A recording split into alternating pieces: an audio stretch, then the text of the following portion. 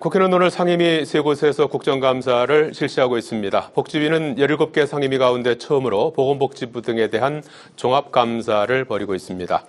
한동훈 대표와 윤석열 대통령의 회담이 성과를 거두지 못했다는 평가가 나오는 가운데 민주당은 특검법 압박에 나섰습니다. 국감의 이슈, 오늘은 안형환 문학진 전 국회의원과 함께하겠습니다. 안녕하십니까? 반갑습니다. 안녕하세요. 자, 어제 법사위 국정감사 상황부터 좀 살펴보죠. 어제 법사위에서는 수도권 지역의 법원을 대상으로 국정감사가 진행이 됐고요. 특히 서울중앙지방법원 다음 달 이재명 대표에 대한 1심 선고 두 차례가 이제를 앞두고 있죠. 그래서 여당 의원들은 이거를 좀 생중계하는 게 어떻겠느냐 이제 이런 의견도 제시를 했고, 여기에 대해서 야당 의원들은 인권 침해다 이렇게 이제 맞서기도 했고요. 수원지방법원에 대해서는 여기서는 이재명 대표의 쌍방울 사건 재판을 진행 중인데, 여기서 이제 재판부 재배당 신청을 했는데 이게 좀 잘 받아들여지지 않았다면서 공정한 재판을 촉구하기도 했습니다. 그래서 어제 법사위 법원에 대한 국정감사 어떻게 지켜보셨습니까? 네, 법사위에서 그런 내용이 중점적으로 다뤄져야 되는 현실이 참 안타깝다는 생각이 듭니다.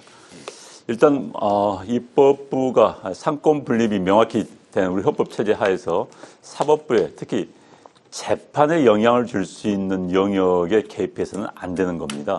그건 상권 분립 원칙을 훼손하는 겁니다. 그래서 어제 그런 발언들이 많이 나왔습니다. 먼저 이제 이재명 대표의 재판을 생중계하자는 것도 저는 바람직하지 않다고 보는 거고요. 모든 건 관례대로 하면 되는 겁니다. 특히 법적인 논란이 되는 경우, 특히 정치적 논란이 되는 경우에는 법과 관례에 따라서 하면 되는 것이지, 깨다 보면은 불공정 시비에 휘말릴 수밖에 없는 거거든요. 그렇기 때문에 그건 별로 타당하지 않다는 생각이 들고요. 특히 이제 야당에서 수원지법에 대해 재판부 배당 문제를 지적했는데 그것도 옳지 않습니다. 사실 공범에 대해서 같은 재판부에서 재판을 받으면 안 된다는 그런 규정은 없습니다. 또 대법원 판례도 할 수 있는 것으로 되어 있습니다. 그런 상황에서 재판부를 바꿔달라, 이건 말이 안 되는 것이죠. 특히 재판부는 저도 이제 출입 기자 생활을 해봤습니다만 불공정 시비를 없애기 위해서 자동 배정됩니다. 전산으로 배정되기 때문에 내가 어느 판사에게 재판을 받고 싶다, 어느 판사가 나하고 2년 지연이 있다, 그걸 막기 위해서 전산으로 되는 겁니다. 그런데 전산으로 된 재판부에 대해서 바꿔달라.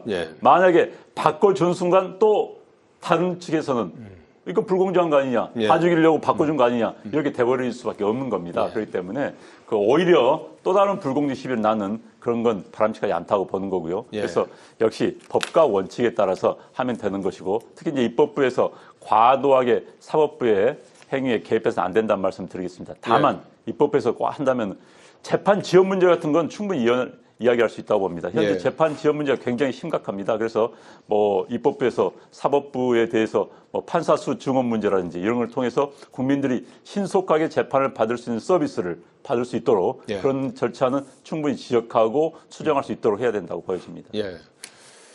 어제 국감 상황을 보면은 상당히 좀 이렇게 차분하게 이렇게 이제 재판부에 대해서 이제 얘기를 하는데, 그럼에도 불구하고 이제 할 얘기는 또 다 하는 그런 모습을 볼 수가 있었습니다. 사법부에 대해서 법사위에서 재판 가지고 이재명 대표 재판 가지고 얘기를 한 모양인데, 저는 사법부가요 국회에서 여든 야든 재판과 관련해서 참고해야 할 수 있겠죠. 그 얘기들에 대해서. 근데 중요한 거는 사법부는 사법부 나름의 중심을 잡고 가면 된다. 원론적 얘기인데, 다시 말하면 정치에 휘둘릴 필요가 없다. 근데 일각에서는요, 우리가 대개들 하는 얘기가 검사하고 판사와 검사 얘기할 때 검사들에 대해서 정치 검찰이네 이런 표현들 많이들 쓰잖아요.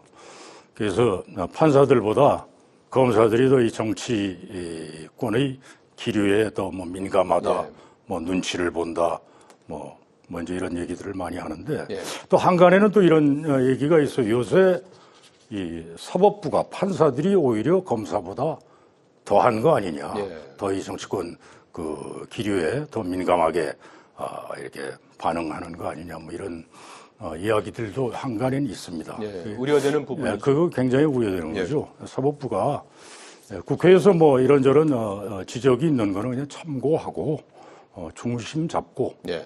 사법부 판단대로 그렇게 가는 게 좀 중요하다 이렇게 생각합니다. 예.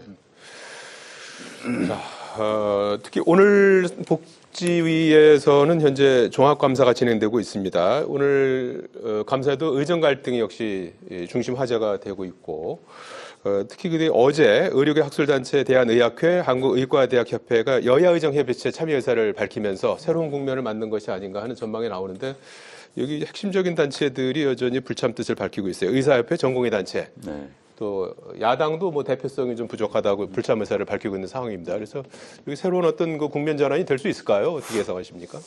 일단 국면 전환을 만들어야 됩니다. 예. 사실 많은 국민들이 지금 의료 사태 때문에 불편을 많이 겪고 있습니다. 예. 그게 현실이고요. 예. 그래서 어찌 됐든 일부 단체지만은 참여를 밝혔다는 것은 굉장히 바람직하다는 현상이라고 보여집니다. 예. 시작이 반이라는 이야기가 있지 않습니까? 예.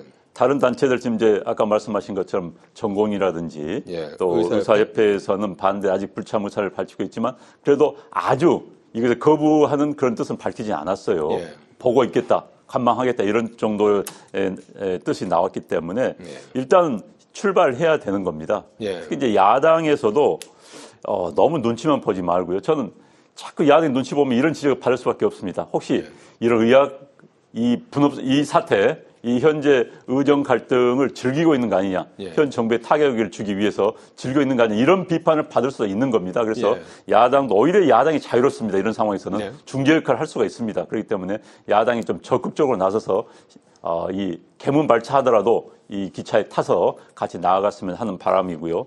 사실 조금씩 양보하는 게 필요합니다. 예. 이 상황에서 제가 항상 이야기하지만 구동존이 비슷한 건 찾아가는 거고 예. 차이점 놔두고 일단 출발해야 된다는 생각이 들고요. 어찌됐든 이것이 의정 갈등의 해법에 중요한 계기가 되기를 기대합니다. 예. 개문발차라도 좀 하는 그런 그 기회가 됐으면 좋겠다. 불씨를 좀 살려야 된다 이렇게 주문을 해주셨는데. 네, 같은 예. 의견이에요. 뭐 어찌됐든 이 의료 이 사태가 뭐 사태란 표현 아마 부족할 지경인데 벌써 언제부터입니까? 2월부터죠. 네, 예. 사실은 오래됐고 예. 뭐 피해는 국민이 고스란히 입는 거죠. 지난 추석 연휴 때도 안간에 하는 언론들도 이렇게 많이 있었고, 야, 제발 아프지 마라. 골치 아프다. 큰일 난다. 이게 도대체 말이 되는 일이 아니고, 오로지 피해는 이 국민들이 보는 거기 때문에, 예. 좀 구동전이 얘기하셨는데, 뭐 거의 비슷한 거, 화이부동 조금 다르더라도 같이 머리를 맞대고. 근데 사실은요, 이 의료 이 사태가요, 이 정부 의료개혁은 필요하다는 데 대해서는 상당수 국민이 다수가 동의를 했었어요. 근데, 윤석열 정부가 이 의료개혁을 추진하는 이 방법에서, 핸들링하는 방법에서 매우 미숙했다. 너무 절속이고, 일방적으로 나를 따르라 하면 그렇게 지금 박정희 전두환 때도 아니고 예. 그게 잘 되나요?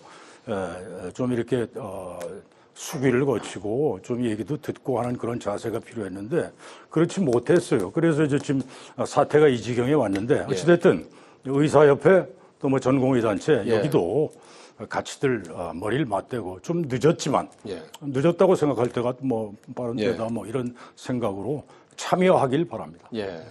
여러 단체들도 다 같이 좀 참여했으면 좋겠다고 주문해 주셨고, 특히 지금 여야 대표회담도 이제 좀 하겠다는 거 아닙니까? 일정이나 의제는 아직 정해지지 않았지만, 거기서도 아마 이제 좀 이 문제까지 논의되는 그런 또 장이 되지 않을까. 거기서 또 해법이 또 찾아질 수 있지 않을까 하는 기대도 해봅니다. 자, 그제 있었던 윤석열 대통령과 한동훈 대표 회담 후 후폭풍이 이어지고 있습니다. 이 빈손회담이라는 평가가 주인 것 같고, 해석이 아주 여러 가지 분분합니다. 이런 가운데 어제는 한동훈 대표가 또 별도로 또 만찬 회동을 했습니다. 이거 어떤 의미가 있는 겁니까?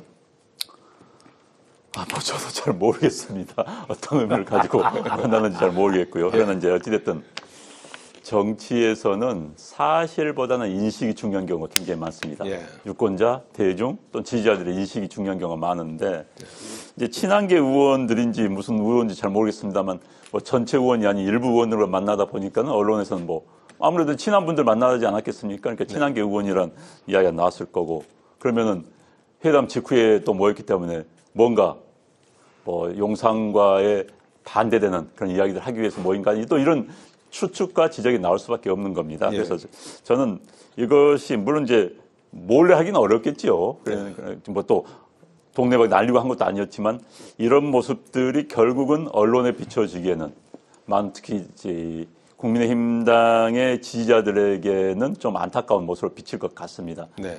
마찬가지로 이제 윤석열 대통령이 이제 뭐 추경호 원내대표를 회담에 불렀다는 것도 마찬가지 국민들에게. 예, 그건 그제 저녁에. 그제 저녁이요. 회동 직후에. 그러니까 그렇게 비춰질 수 있다는 거거든요. 그래서 서로가 이럴 때일수록 통합의 모습, 또 자제하는 모습을 보여주는 게 좋지 않을까 싶습니다. 예.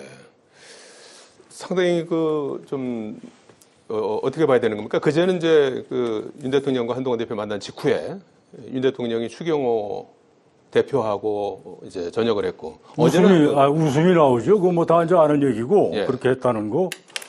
우선 대통령과 여당 대표 독대 뭐 이렇게 쫙 독대 요청했다 한 대표 쪽에서 예, 뭐 계속 면담이다. 그랬다가 예. 이제 질질 끌다가 사실은 예. 거부하다가 대통령실에서는 이걸 뭐 독대 이런 표현이 아니라 면담이었다 뭐 이렇게 예. 발표를 했다는 거 아니에요. 근데 그 그림을 보면요. 지금 안 의원도 얘기했듯이 대중은 그 내용도 이제 중요하고 그 자리에서 무슨 얘기가 왔을까 내용도 첫째 중요한데 이렇게 그 그림도 굉장히 이렇게 그 이미지가 저기서 뭔 얘기가 오고 갔을까 하는 게 그 그림에서 이렇게 턱 비춰지고 예. 거기서 이렇게 읽히거든요. 예.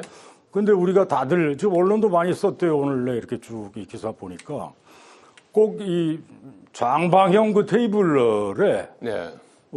대통령이 한쪽에 앉고 이쪽에 한 대표하고 정진석 비서실장을 둘을 예. 앉혔어요. 근데 대통령 폼이 딱 이거라. 그리고 노려보는. 그게 딱 보니까 이 사람이 검사 생활만 수십 년, 뭐 한동훈도 마찬가지인데 해서 그런지 특히 윤 대통령이 꼭 피의자와 정진석이는 꼭 변호인 같아.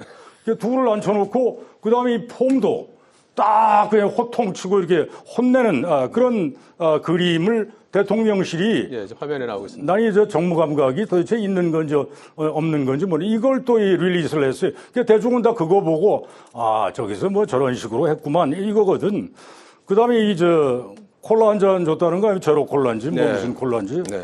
그러고는 빨리 가라 나 지금 저녁 약속 있다. 그러고는 추경호 원내대표가 여의도에서 무슨 국민의힘 의원들하고 밥을 먹고 있었다면서 그 시간에. 근데 들어와라. 네. 이러다 하여튼 저녁 약속이 있으니까 사실은 약속이 없었던 거란 말이에요. 대통령이. 근데 한 대표 그냥 콜라 한 잔 먹이고 이제 가봐 하고 원내대표 불러서 한 거는 이렇게밖에 해석이 안 되는 걸 앞으로 이 당무 그다음에 국회 업무 뭐 이 중요한 거 가장 중요해 김건희 특검 이거는 한동훈 니하고 얘기할 게 없다. 다 거부했다는 거 아닙니까? 한 대표가 요구한 거. 거부한 걸로 보시는군요. 거부한 걸로 지금 다 보도가 되는데 추경호한테 표단속 시키겠다 이제 이런 얘기 아니에요. 근데 한 대표가 어제 그러니까 하루 후에 대통령 면담 하루 후에 뭐 한 대표가 가까운 의원들하고 만찬을 했다고 그러는데 저는 이거는 대윤석열 데몬스트레이션이었다 이렇게 보는 거예요. 앞으로 국회에서 김건희 특검법 재표결제 또 들어갈 텐데 민주당이 또 다시 이제 재발의 했잖아요. 어떻게 될지 알 수 없다 이런 데몬스트레이션이었다. 저는 이렇게 점입가경이다. 이렇게밖에 볼 수가 없어요. 실제로 그제 81분간 면담에서 김여서 특검법도 도마 얘기를 했다고 합니다. 그래서 팽팽한 신경전을 벌였다고 하고 오늘 한동훈 대표가 이재명 대표 선거 전 그러니까 11월 15일 아닙니까? 15일하고 25일 두 차례 선거가 있는데 이 전에 김여사 관련 국민 요구를 해소해야 된다. 시한을 못 박았어요. 그러면 결국은 그때까지 어떤 답이 안 나올 경우에는 특검법과 관련해서 어떤 행동을 할 수도 있다. 뭐 이렇게 해석을 해야 되는 겁니까? 어떻게 이해하십니까? 특검법과 관련해서 어떤 행동을 할 것으로는 보이지는 않습니다. 그렇다면 이제 그건 분당까지 갈 수밖에 없는 상황이고요. 그렇지만 어찌됐든 이제 그 이야기는 야당이 만약에 11월 15일 또는 25일에 있을 두 개의 재판에서 네. 1심이지만은 유죄가 나온다 하면은 이재명 대표는 이제 거리로 나올 겁니다. 예. 그래서 뭐 두꺼운 찬발을 입고 나올 겁니다. 나와서 그때부터는 탄핵 얘기를 할 겁니다. 본인에 대한 사법적 위기를 극복하기 위해서 결국은 탄핵 국면으로 끌어갈 수밖에 없을 겁니다. 왜? 당내에서 흔들리거든요. 1심에서 이제 뭐 유진 교사 같은 경우는 유죄가 나올 가능성이 높다고 그러니까 법조계에서 이야기를 하고 있습니다. 그래서 1심이 나오면은 당내에서 이제 반발세를 생기고 대안 세력을 이야기할 겁니다. 그걸 막기 위해서는 당내 단합을 위해서는 외부의 적을 만드는 것이 기본적인 정치의 상식입니다. 그렇다면 외부의 적을 만들기 위해서 탄핵 국면을 이뤄가고 대통령 탄핵 운동을 할 겁니다. 시민단체 동원할 겁니다. 그때 가장 큰 이슈가 김건희 여사 이슈이기 때문에 그런 걸 미연에 방지하기 위해서 김건희 여사 문제를 좀 해결하자 이런 취지로 좀 보여지는 겁니다. 그래서 저는 뭐 틀린 이야기는 아니라고 보고요. 그런데 이제 방법론에 대해서는 여러 가지 논란이 있을 수가 있습니다. 그래서 이 문제는 어떻게 해소할 것이냐? 그렇죠. 뭐 사과를 한다든지 뭐 어떻게 하면 무슨 대통령실 차원에서 입장이 나온다든지 여러 가지 나올 수가 있겠는데 어쨌든 이 문제는 저는 한동훈 대표 이야기도 틀리진 않다고 보여집니다. 그래서 이제 방법론에 대해서 용산과 또 당이 면밀히 협조를 해서 내놓을 필요가 있다고 보여지고요. 야당도 특히 이재명 대표 같은 경우도 본인이 살기 위해서 나라를 흔드는 일을 해서는 안 되는 겁니다. 본인이 살기 위해서 국정을 마비시키는 일을 해서는 안 되는 겁니다. 그건 그야말로 극히 이기주의적인 정치를 해서는 안 될 그런 상황인 것이죠. 그래서 좀 서로가 자제해 주기를 당부를 드립니다. 예. 자, 지금 그 한동훈 대표하고 이재명 대표가 만나기로 하지 않았습니까? 뭐 시한은 아직 일정은 정해지지 않았지만. 예, 지금 이재명 대표가 하자 했다는 거죠. 지금. 예, 그리고 한동훈 대표가 뭐 오케이 한 거고요. 그래서 이제 일정이나 의제는 아직 나오지 않았는데 여기서 이제 어떤 얘기들이 좀 나갈 수 있을까요? 의제야 지금 가장 핫한 현안이 김 여사 문제잖아요. 예. 제가 지난번에도 그런 표현을 했는데 완전히 블랙홀입니다. 모든 게 기승전 김건희라. 모든 그다음에 무슨 이름이 뭐죠? 명태균. 뭐 이 사람이 거의 매일 무슨 김건희 여사와 무슨 문자 받은 거 이게 막 그냥 새로운 내용, 희한한 내용까지 무슨 장림무산에 무슨 주술산에 정말 듣기 민망한 이런 얘기를 막 이제 폭로를 하고 있는데 이런 얘기 안 할 수가 없는 거예요. 국민적 관심사를 여야 대표가 만나서 그거 젖혀놓고 딴 얘기할 수는 없는 거 아니에요. 나는 그런 얘기들을 여야 대표가 몇 달 전인가 한번 만났죠. 이재명, 한동훈. 자주 만나면 만날수록 좋다 생각하고. 근데 문제는 말이에요. 지금 이 열쇠를 가장 큰 포션으로 쥐고 있는 게 대통령 아닙니까? 근데 대통령이 김건희 여사에 대해서는 누구한테 얘기했듯이 내가 집사람한테 어떻게 그런 얘기를 하느냐. 이런 자세로 견지를 하고 있기 때문에 참 풀기가 어려울 거라고 이 한동훈 대표 입장에서도 정말 곤혹스러울 거예요. 근데 이거를 제대로 풀지 못하면 한동훈의 정치적 장래는 없다. 저는 이게 단언합니다. 풀 수 있을 것 같습니까? 어떻게 보십니까? 근데 제가 보기에는 대통령 입장이라는 게 별로 전망이 잘 안 보여요. 철벽이라. 김건희 부분에 딱 가면 딱 맥힌다고. 이게 문제라고. 뭐 때문에 그런지.